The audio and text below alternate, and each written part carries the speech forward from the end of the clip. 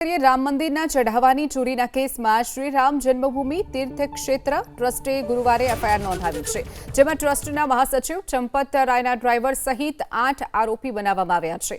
આ તમામ 8 આરોપીઓની ધરપકડ કરી પોલીસે પૂછપરછ કર્યાની માહિતી સૂત્રો પાસેથી મળી રહી છે। ટ્રસ્ટના સભ્ય કૃષ્ણ મોહને એસઆઈટીના પ્રારંભિક રિપોર્ટના આધારે કેસ નોંધાવ્યો છે। એફઆઈઆરમાં ચંપત રાય સહિત મોટા પદાધિકારીઓના નામ નથી, તો આ તરફ વિપક્ષે પણ સરકાર પર આરોપ લગાવતા કહ્યું કે મોટા માથાઓને બચાવવા નાના કર્મચારીઓને ફસાવવામાં આવી રહ્યા છે।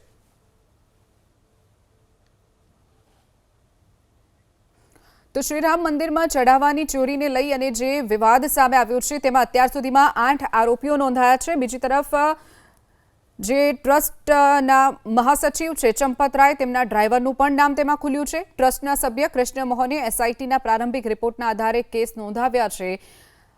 ગુનો નોંધી પોલીસે વધુ તપાસ હાથ ધરી છે। એસઆઈટીની જે રચના કરવામાં આવી છે। બીજી તરફ વિપક્ષે આ મુદ્દાને લઈ અને પ્રહાર કર્યો કે મોટા માથાને બચાવવા માટે નાના લોકોના ભોગ લેવાઈ રહ્યા છે।